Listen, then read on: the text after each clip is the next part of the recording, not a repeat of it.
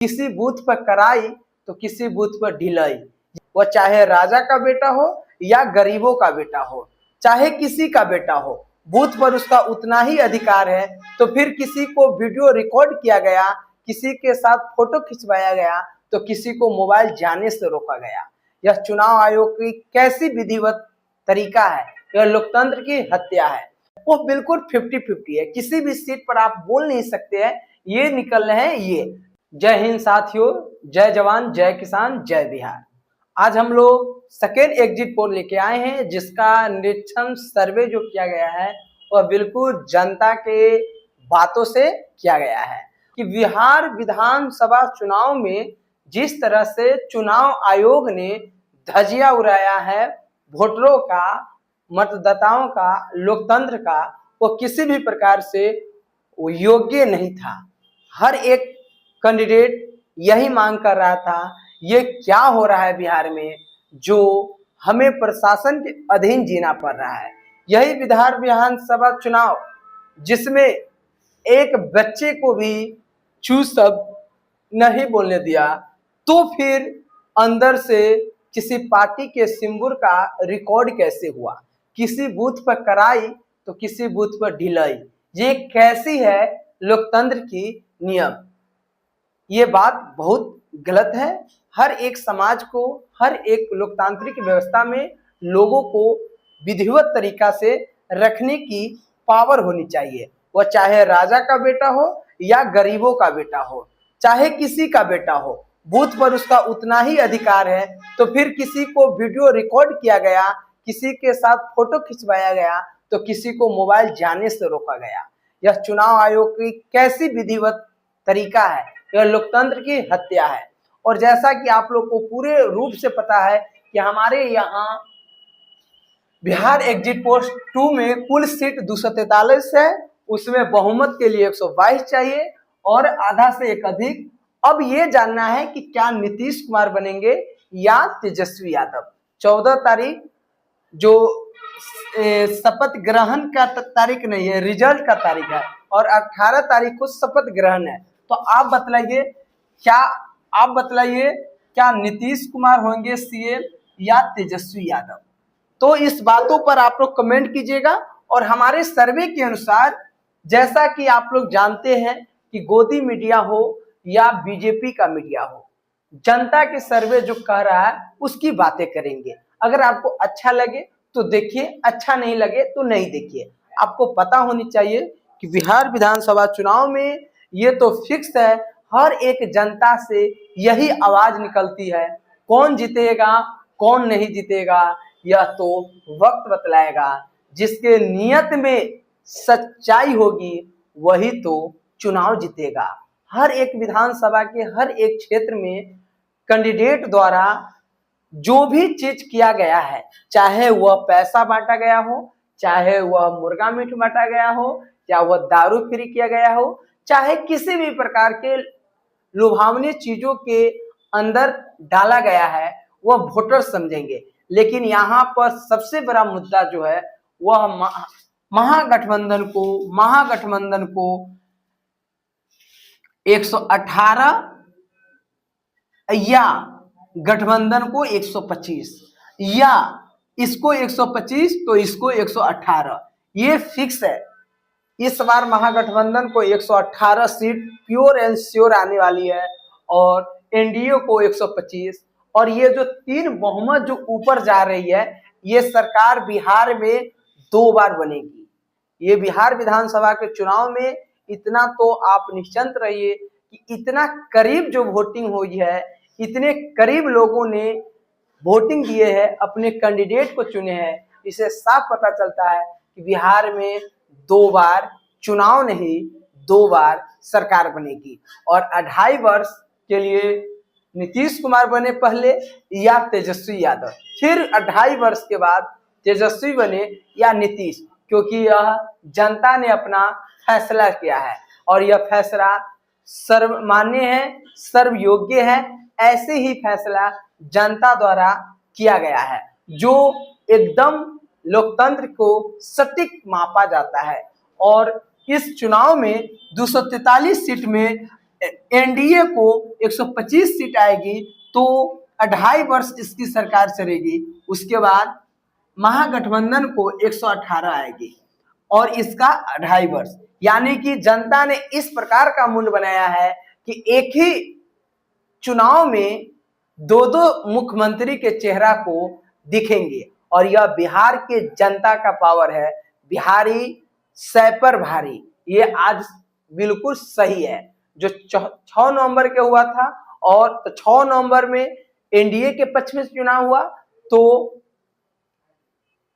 11 नवंबर को महागठबंधन के पक्ष में चुनाव हुआ। और वोटरों की प्रतिशत जो है वो बिल्कुल 50-50 है। किसी भी सीट पर आप बोल नहीं सकते हैं ये निकल रहे हैं, ये जो जीते हुए उनको भी हवा खत्म है और जो जीतने वाले हैं उनका भी हवा निकला हुआ है। अब यह इस बात पर डिपेंड करेगा किसकी सरकार किसके नियत से किसके पक्ष में बनेगी। लेकिन एक बात और कहना चाहते हैं, चुनाव आयोग द्वारा जो भी गलत फैसला किया जा रहा है वह महागठबंधन के विरोध किया जा रहा है, क्योंकि चुनाव आयोग पर अब किसी का विश्वास नहीं रहा। इसका सबसे बड़ा कारण क्या है कि चुनाव आयोग ने अगर वह सच्चाई अगर बिहार में दिखाई रहती तो उन्हें किसी भी बूथ से किसी भी प्रकार के फोटो का वायरल करना ये गलत था। अगर वह फोटो वायरल हुआ तो उस बूथ पर उस फोटो वायरल रिकॉर्डर को पकड़िए, क्योंकि कोई सच्चाई सज्जन बन के जाता है तो कोई दबंगई करके जाता है। तो दबंग लोगों के सामने प्रशासन झुक जाता है, सज्जन लोगों पर प्रशासन चढ़ जाता है। यह बिल्कुल गलत है। चुनाव आयोग ने जो भी ये नीति विधिवत तरीका से जो चुनाव करवाए हैं वह बिल्कुल गलत है, क्योंकि यह लोकतंत्र की हत्या की बात है। लोकतंत्र में लोगों की शासन होती है, लेकिन चुनाव आयोग ने यहाँ लोकतंत्र में लोगों के शासन के बदला जनता का शासन कर दिया। इससे हर एक चुनाव आयोग में यह नियत विधि व्यवस्था होनी चाहिए कि अगर वोटिंग है, वीडियोग्राफी है, तो हर एक इंसान को होना चाहिए। और देखिए हमारे प्यारे जनता इतना खुशहाल है, एक ही चुनाव में दो दो सरकारों को देखेंगे और दो दो मुख्यमंत्री को देखेंगे, क्योंकि ये जानते हैं कि किसी एक को देने से वह खुशी हो जाते हैं, दूसरे को देते हैं तो वह खुशी हो जाते हैं। इसलिए दोनों को आधा आधा चुनाव, यानी ये गारंटी है कि बिहार 2025 से 30 जो चुनाव जो विधिवत तरीका से होगी वह फिक्स है कि यहाँ पर 5 वर्ष में 2 मुख्यमंत्री बनेंगे। और यह कैसे होंगे, पलटू चा के आने से होंगे या नीतीश कुमार के जाने से होंगे। लेकिन ये तो फिक्स है कि नीतीश कुमार एक ऐसे सीएम है जिसकी तुलना इस पूरे बिहार में वैसे मुख्यमंत्री नहीं हुए हैं और नहीं होंगे। और इसका एक और रीजन है कि उन्होंने ऐसी स्थिति में बिहार को पकड़े जिस स्थिति में लोगों द्वारा यह कहा जाता है कि जंगल राज था, लेकिन जंगल राज भी था तो उस जंगल राज में ही लालू प्रसाद यादव ने गरीबों के लिए जो शिक्षा यानी विद्यालय की स्थापना किए वह विद्यालय अतुलनीय है। जो पूरे विश्व में ऐसा काम नहीं किए थे वह लालू प्रसाद यादव जी ने किए। और एक वन में ही जाकर जहां पर भैंसी चराया जाता है वहां पर चरवाहा विद्यालय खोले थे। यह भी अपने आप में अविश्वसनीय है। अब रह गया बात हमारे नीतीश जी का, हमारी इच्छा से और लोगों की इच्छा से स्वस्थ नहीं है, जो अपने इच्छा से ही वह मुख्यमंत्री नहीं बनेंगे, क्योंकि उनको पता है। और ये मुख्यमंत्री कौन बनेंगे उसके बारे में भी जानिए। मुकेश सहनी क्या मुख्यमंत्री जीतेंगे तो नीतीश कुमार के साथ सम्राट चौधरी मुख्यमंत्री बनेंगे कि ये बनेंगे, ये नहीं। तो हमारी इच्छा से अगर बीजेपी को अगर पूर्ण बहुमत मिल गई, अगर 129 है यानी कि चिराग पासवान और बीजेपी को मिलाकर अगर 129 मिल गई और इधर उधर से कुछ आ गया तो ये प्योर एंड श्योर है कि बीजेपी के ही मुख्यमंत्री बिहार में बनेगी। और पलटू यानी नीतीश कुमार जी बिल्कुल हमारे ही इधर आएंगे। पलटू चा उनका नाम नहीं है और ऐसे मुख्यमंत्री इस देश में क्या इस दुनिया में नहीं है। हाईलाइटेड है तो सब बोल देते हैं, लेकिन काका वैसे नहीं रहे। बिल्कुल अब चाचा बाबा बन गए, क्योंकि बाबा मतलब सन्यासी अवस्था में आ गए। और क्या ये मुख्यमंत्री तेजस्वी यादव के साथ मुकेश सहनी रहेंगे। तो बिल्कुल ये जो कहा गया है वो फिक्स है।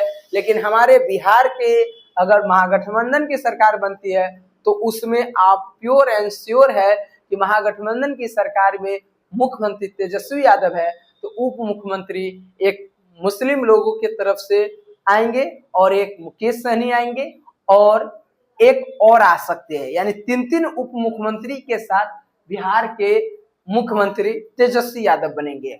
और इसमें भी एक बीजेपी के रहेंगे तो 2 उप मुख्यमंत्री रहेंगे। लेकिन ये सब बातों से हटकर हम देश की विकास की बात करेंगे। बिहार राज्य में किसकी सरकार बनेगी, तो चुनाव आयोग के जो है वे है सच्चाई है या कमी है वे तो है, दुनिया जानती है। और एक चीज और समझिएगा, कल सर्वे जो हुआ था गोदी मीडिया द्वारा बहुत लोगों को ये कह दिया गया है कि ये गठबंधन की सरकार यानी एनडीए की सरकार बन रही है, जो बिल्कुल करेक्ट नहीं है। और महागठबंधन की सरकार बन रही है ये करेक्ट है, क्योंकि इसी के अंतर से यानी 3 सीट्स के अंतर से ही हमारे बिहार की चुनाव की रणनीति बदल सकती है। और इतना निश्चिंत रहिए कि इस बार ये यहाँ है तो दूसरी बार ये यहाँ आएंगे और ये यहाँ आएंगे, ये याद रखिएगा। यानी गठबंधन की सरकार ये भी होगी या वे।